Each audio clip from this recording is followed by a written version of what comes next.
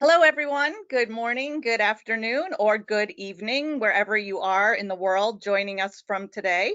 Welcome to today's webinar, Step-by-Step Guide to Writing a Literature Review.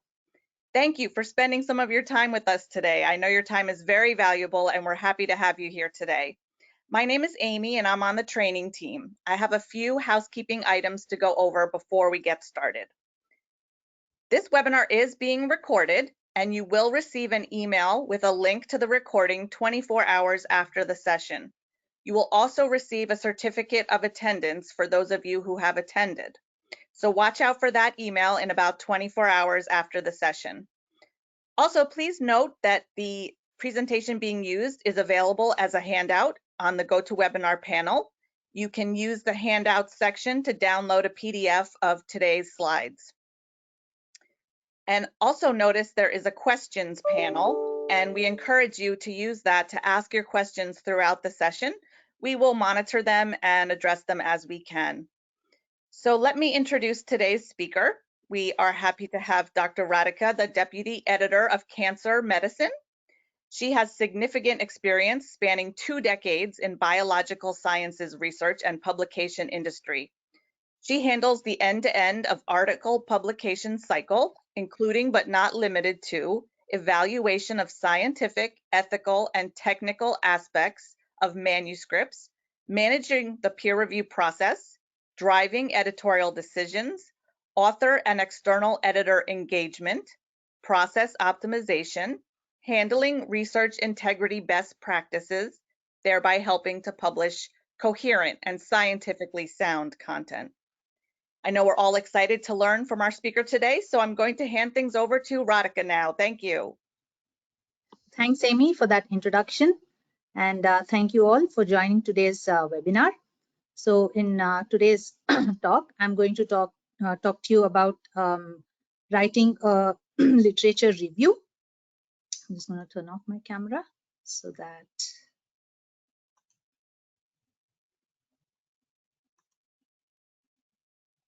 You may have to reshare your screen, actually. Sorry. That's okay.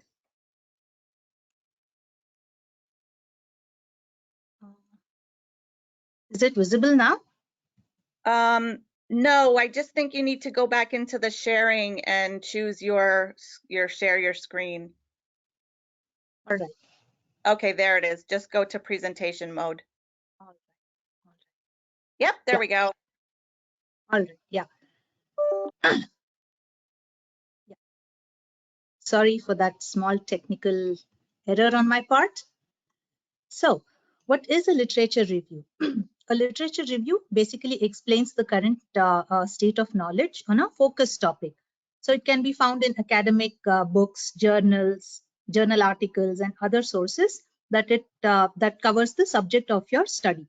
So literature review can be a part of a thesis or a dissertation, or it can be a part of a research proposal, a journal article, or it can be used to find new areas of research. So basically, the aim of the research of a literature review is to provide an overview of the sources that have been explored by the author or the researcher while researching a particular topic and to illustrate how the research actually fits with the larger field of study. So why do we need a literature review? What does it help in? So a literature review can help in determining if a proposed research is actually needed. So even if similar research is published, researchers might still suggest another study on a different domain or a replication study. Secondly, it can narrow down on a problem. Sometimes a literature review can help you to understand where you need to focus your efforts. And thirdly, it can help you to develop a hypothesis for future research. So some of the key attributes of literature review is that it can take a thematic or a topical approach. So usually they evaluate a material rather than simply restating the facts. Literature review does not have any specific inclusion and exclusion criteria or methodological rigor. because here precision and reproducibility is not the focus, and they don't answer a clinical question because they are not systematic reviews. And basically, in literature review, the author seeks to show the understanding of the subject and present their work in context. If it is for a thesis or dissertation, and if it is for a journal article, or for a thesis or dissertation, it can be comprehensive, but it need not be exhaustive. So in a literature review, the conclusion can be influenced by the author's own views. So a literature review should be organized around the research question that you are developing. It should cohesively summarize the results of what is known and what is not known. It should help in identifying the gaps in the available literature, and then it should help in formulating questions that you feel should be addressed in future research. So basically, in a literature review, an author summarizes, synthesizes, critiques, and compares. So in your own words, you should synthesize and summarize the key findings which are relevant to your study. So what do we know about this topic, and what are the main arguments or theories or debates that have been proposed till date, and what are the methods that have been used so far? So this constitutes the summarizing and synthesizing of the literature. And when you critique and compare, you evaluate the strength and weaknesses of the work that has been conducted so far in that topic of study. So how are various studies associated with each other, and what are the differences and similarities between these studies, and what is there any theory that needs to be tested further, or is there any proof that is lacking? Are there any inconsistencies, or are there any methods that can be improved further? So these are all the questions that come when you critique and compare the work. So once you have done all these activities,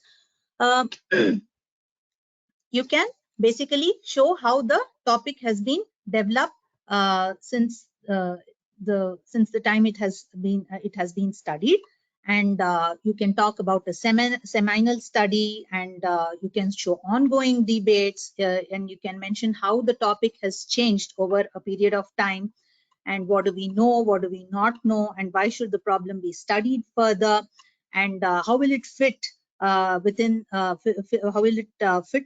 literature, and what gaps is it going to fill in the literature. And you can demonstrate various approaches to tackle the problem. And last but not the least, you should also be able to tell how will your study contribute towards the larger picture. So basically, these are the steps that are involved in a literature review. The first one is to search for relevant literature.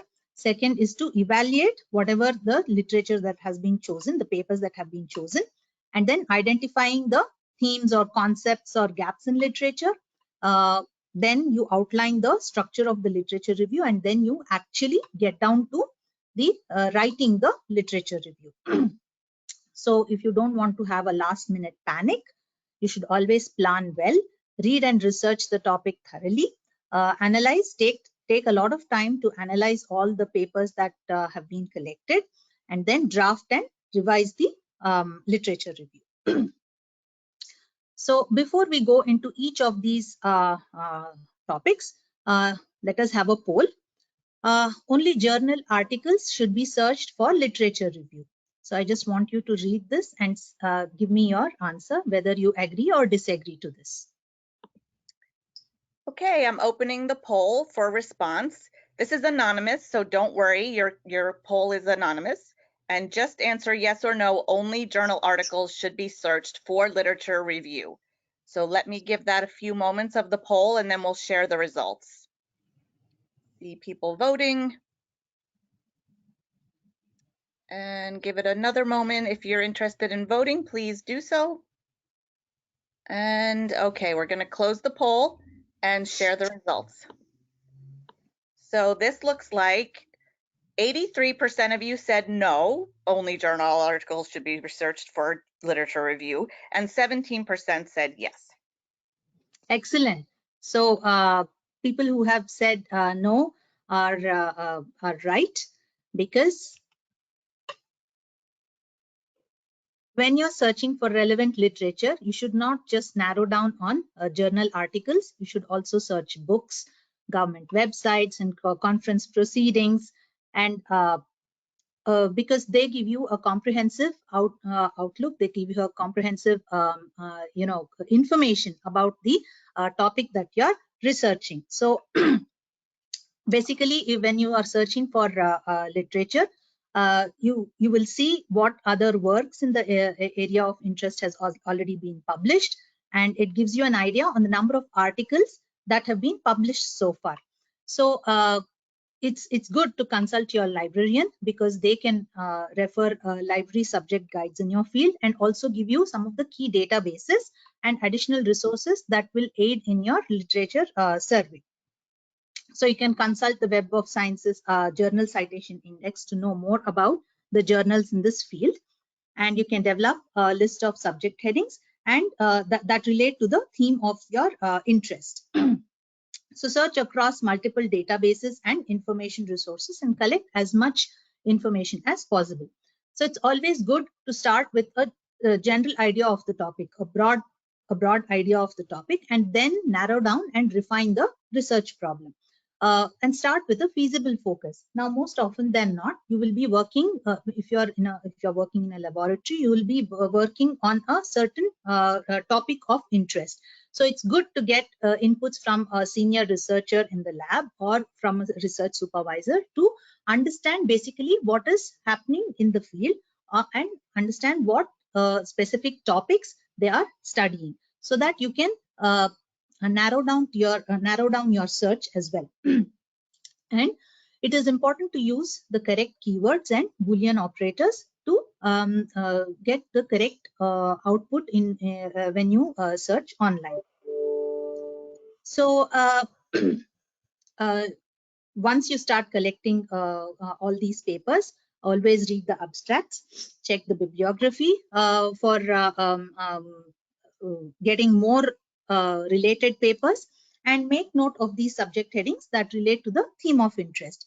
So what you read will guide your subsequent searches and refine your topic.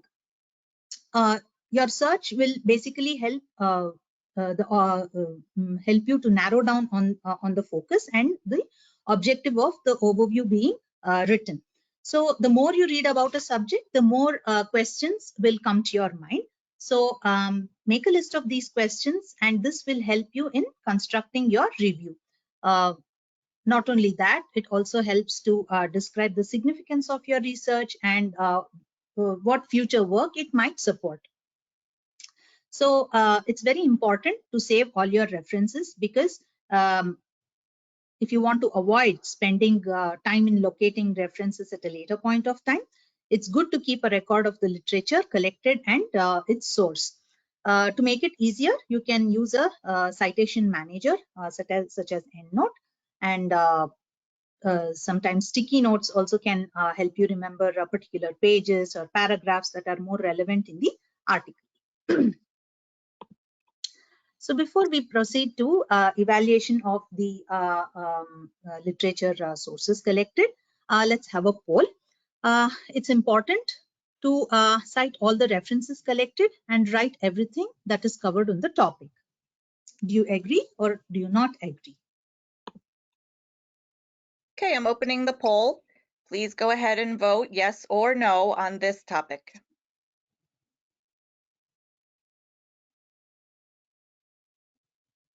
Okay, I'll give you another moment. Thank you for responding to the poll.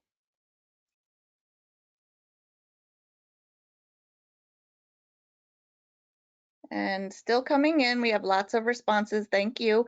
I'm just going to leave it one more second, and I'm going to close and share. So the result is that 58% of you said yes, And 42% said no. All right. So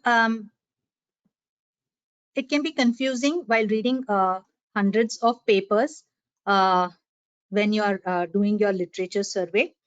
When you read for your literature survey, you're not only understanding the subject, but also trying to define your research problem and finding a gap in asking a question. It is usually difficult to read every piece of report that is relevant to your research problem. So the more you try to identify a pattern, when you read subjects in the broad category, the more you read, the more it becomes easier to try to identify patterns in the published reports, and it is easier to narrow down on the most relevant and significant works and focus on them. So as you read, there will be like thousands of articles that will be published on your topic. Definitely, it's impossible to cite everything or to read everything that is on your that is published on your topic. Therefore, you should ask questions to yourself, saying that, okay, what are the important theories that have been proposed, and are these what are the important results, methods, and conclusions of various papers that comes under the field of the study, and then focus on the significant insights and arguments of each research. So, and how does the paper fit into the bigger picture? And of course, all this has to align with whatever is being studied in your laboratory. So, when you start finding those kind of patterns, the strengths and weaknesses of studies and the quality of published papers, that is the time when you will start to narrow down on your problem. And when you focus more on your problem, you will notice you can ignore large number of papers, even though they are they are published under the same broad category of your topic. So it's always good to go stepwise. First read the abstract and then decide if you want to read the article in detail, right? Then you read the introduction. When you read the introduction, it will not only give you a review about the topic, but it also explains why the study is important. So read the methods carefully and then try to understand the different methodological approaches that have been already published, and then see if you can use those in your research, or is there anything else which can be refined in your research. And it's important to assess the results and see if the conclusions seem to align with the results. See if you find any bias there. So when you as you come to the discussion and focus on the limitations and future prospects in the discussion section, this is where you will get research ideas, because these are the limitations that you might actually turn into a good research question for yourself. Now, it's important to take notes. Some people do it as in a Word document. Some people use index cards, tables, whatever be the mode of your organization. Make sure that you're noting down everything. You can talk to an experienced researcher or a research supervisor to get their feedback as well. So the more you read and have a good hold or grasp on the topic, you will start performing more researched or more focused searches. So you think, analyze, and weed out the studies that don't fit your research aims. So when you take notes and read through each paper that will be included in the reviews, these notes should have various aspects, such as the summary of the content of the article, the purpose of the study, the research or the research framework or the research design, and brief overview of the findings, the source of your information, the journal name, author name, year of publication, so on and so forth. So once you have kind of selected the literature that you have focus on the topic that you want to research, the next aspect is to fill in the gaps. What are those aspects? What are the voids that your research is going to fill? So this is a very this requires a lot of thinking, because you have to ask a lot of questions to yourself. Okay, once you have scanned all the literature, and once you start finding those patterns, or once you start finding those articles that align more to your questions that you have asked when you are searching the literature, you ask questions like, okay, what is known about the topic under consideration? What are the main themes and variables that have already been studied? And is there any association between these variables that have already been published? And what are the theories that have been established? Are there any contradictory theories? And can you fill in that gap? Can you come with a solution to that contradictory theories? And what are the gaps that are that is present in the current understanding of this topic, and what are the limitations, or are there any inconclusive results? So when you read the published literature, you will know the limitations, you will know the inconclusive results. So this is where you probably want to fill that gap from the previous studies. So are there any theories that have not been tested, and do you want to test those further? So these are all the different things. These are all the different questions that you will ask yourself, and with discussion with your mentor, you will start framing those objectives for your study.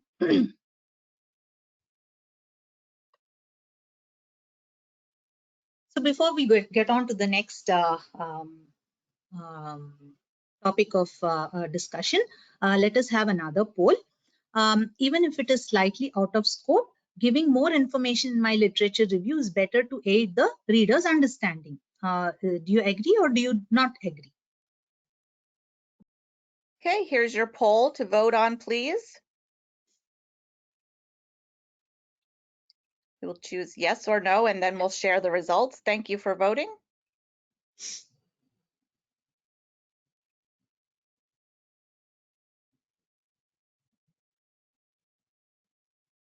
Okay, still coming in. I want to give everyone who wants to vote a chance, and then I will close it. Just another moment. Okay, let's close the poll and share the results. We have people saying yes is 53%, and smaller amount of people, 47%, saying no. All right. So when you I'll give a more understanding of this in subsequently.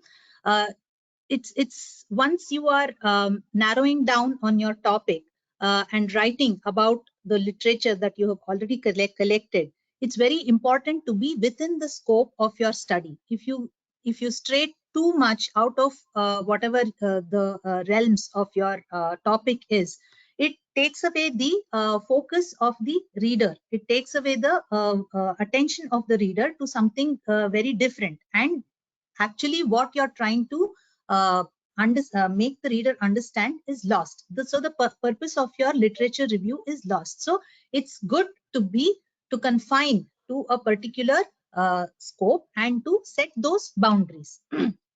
So it's very important to outline and organize your literature review, and not go too much and give too much information which might not be necessary in your review.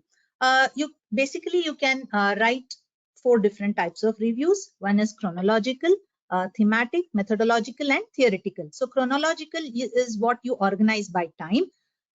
You probably will review what has been done through the ages, and what are the things that have been the latest trends in the research. And thematic, you can organize by a theme, and methodological, you can organize by methods, which it means that it can be performed to examine any methodological issues relating to study design or study or conducting of the study, etc.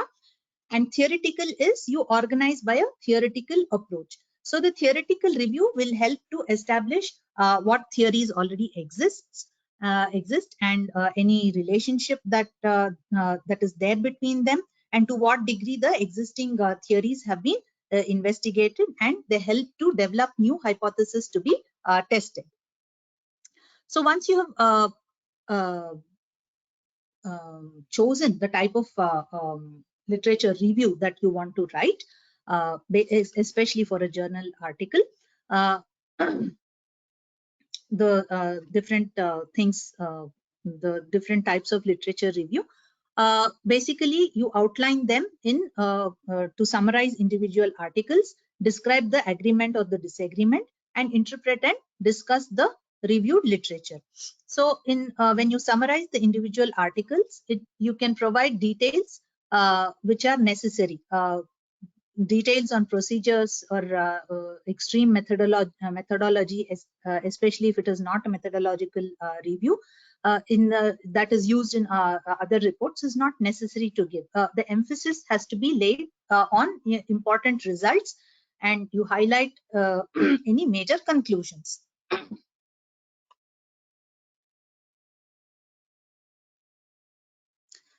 So to organize your review, conclusions of authors, specific purpose or objectives can be used. So coming to the format of the review, generally the literature review will have an introduction, the body which forms the bulk of the literature review, and the conclusions. You can either write a literature review for your thesis or dissertation, or you can write it for a journal article. So in any case, the introduction has to explain why the topic is important, and it should give the reader an idea of where you're going with the paper. So you explain what is the significance of the topic, and you establish a purpose, and you focus on the content. And as I said, you set the boundaries and you set the scope of your review, and explain the structure of the review. Especially if it's for a journal article, it's good to explain the structure of a review so that the reader will understand what is coming in the subsequent sections. And in the end, you mention the aim of a review if it is for a journal article. If it's for your dissertation or thesis, you can reiterate the central problem and briefly summarize the scholarly context. Now, the body is the body of the literature review is what will analyze and synthesize a lot of the literature that you have collected. So you discuss all the key concepts and the evaluation of the reports that you have collected. You compare and contrast the literature, and highlight the high quality studies or the latest trends in the topic of your study. You basically systematically and methodologically discuss the existing literature, and you summarize and relate it to your own research problem. And you can write as many sections as needed, but always in a logical flow. And the last part of the review is the conclusion. And here is where you summarize the key findings and you emphasize on the most relevant points. So for a standalone literature review in a journal article, you discuss the overall implications and make suggestions for future research. If it is for a dissertation or thesis, you show how the literature review has informed your approach, and state what are the gaps your research will address. Basically, you relate the inference to the need of the current research topic. You tie in whatever has been discussed in the body to the central focus of your research topic. And if relevant, you should also state the original study that you will be building upon for your own research. A few tips. What you need to avoid is unprofessional and unscientific language, and don't plagiarize. Learn to rephrase and paraphrase, and use transitions, because lack of fluency and cohesiveness can take the attention away from the reader. And your literature review should not read just like a list of facts or a series of disjointed summaries. You should always show connectedness or association between the reports that have been discussed. So there has to be a smooth flow between one paragraph to the other. So that's why it's important to use transitions such as so as to make it more cohesive. And try to give recent and relevant references. Of course, some of the old references are needed to set a context, and don't use very few references as well. If you're writing for a journal, make sure that the number of references that the author guidelines allow, use only those many. And for thesis or dissertation, of course, it can be more. It depends on the topic as well. And some of the important things to note is that as you practice writing, you develop your scientific presentation skills, and use a citation management tool like EndNote or RefWorks. And it's important to refer literature reviews in completed thesis from your research group, so that you can find the kind of style guide that is mandated, and you can get an idea of the format and the requirements as well. So your review should act as a guide of your topic for others. Be accurate, systematic, thorough, integrative, and complete in your writing reviews. And basically, whatever you're citing in your literature review, the sentences that you have written should always correlate with whatever has been cited. So make sure that the authors of the published literature are given the correct reference. So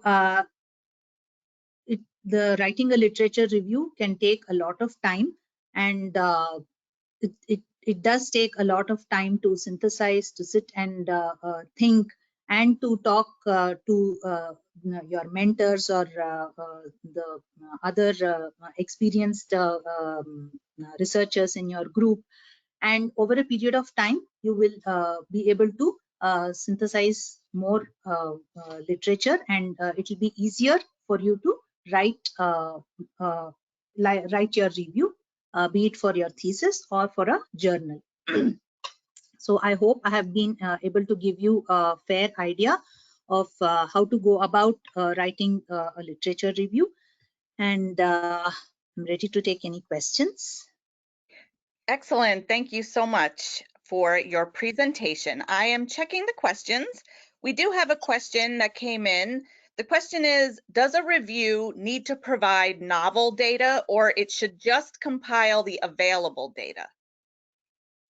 So a literature review or a narrative review, usually it compiles whatever is already present in literature. If you're writing for a journal, for example, it not only should, as I said, it depends on the type of review that you are writing. It can be it can be chronological, thematic, methodological, or theoretical. So what you need to do is give a historical context if that is demanded, and to give the latest available literature in this particular field of study. But as I also said, it should not be just a compilation of summaries from different papers. You should use your own judgment, your own discretion, and if you have published in that area, it's always journal editors always look for your own your own take on the subject that is being discussed. So if you have any of your own research, which obviously if you're writing a thorough literature review for any journal article, it automatically means that you are an expert in that particular subject or topic. So it's always good to give your own recommendation, and it's also give your own outlook and your own interpretation of what has been studied so far, or what has been reported so far. I hope that answers the question. Excellent. Another question is, what is a methodological review? Methodological review. Yeah. So as I said, a methodological review is a type of review that can be used to check for the research design. the methodology, the different methodologies that have been used, if there are any gaps that have or a study framework that has been used for a particular type of research that has been conducted, and are they rigorous enough? So and how it has changed through the ages. So these are all the different types of things that can be included in a methodological GP.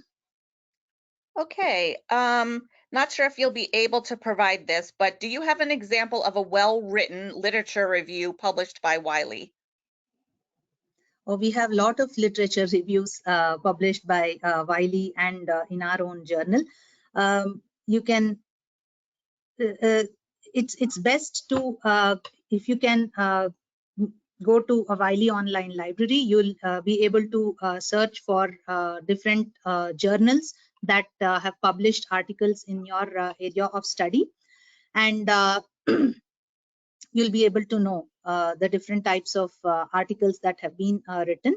I would suggest, if you are looking for any reviews, you should probably look for some of the highest cited reviews. You can do a Google search, simple Google search, or Google Scholar, or even on Wiley online library, you can search, and then you can see for citations. And you should probably start reading the reviews which are written by key opinion leaders or the famous scientists in that particular subject area. And from there on, you'll be able to get an idea. And if you see the bibliography in such good literature reviews, you will also be able to get more ideas about other reviews as well in the subject area of your study.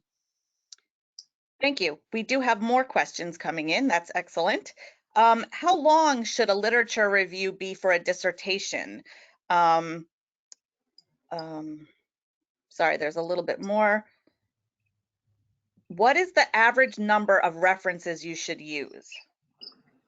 Yeah, so as I said, for a journal article, generally it's good always to follow the author guidelines.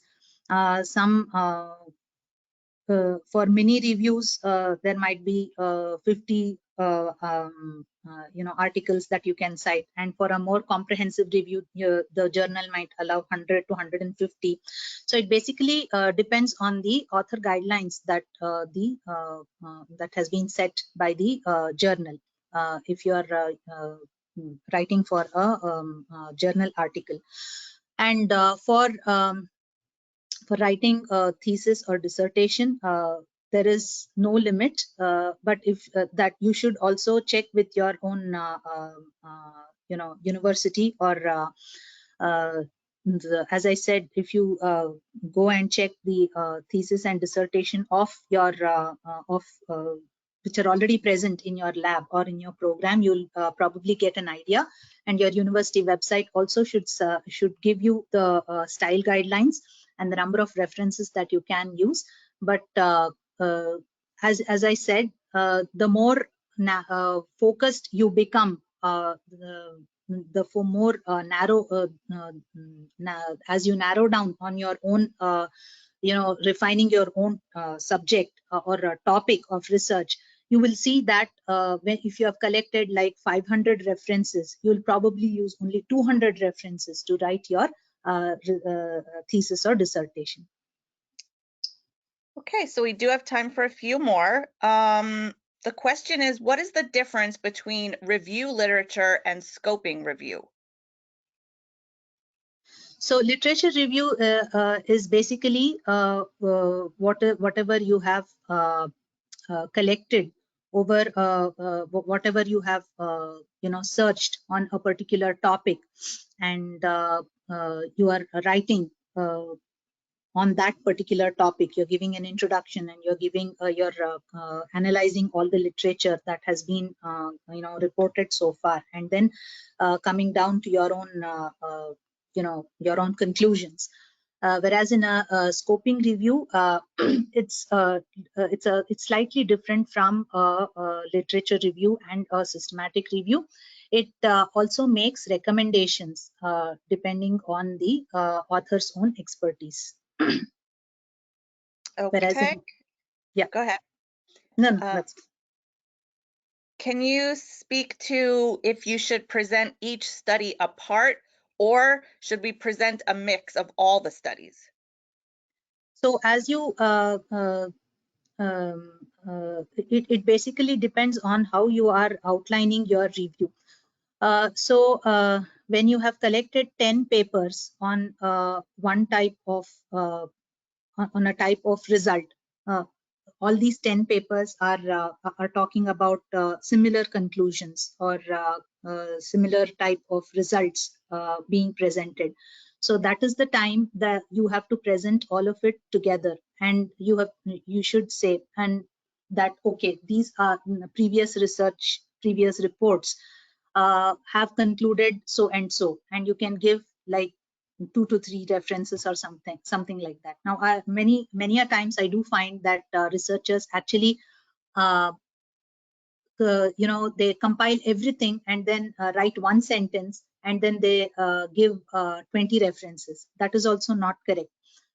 So as you lay out the sections of your literature review, you will see that there are themes, or there are different results, or different things that have been studied about this topic. So it's good to kind of separate them out, and then write them separately in the form of themes. And it's always good to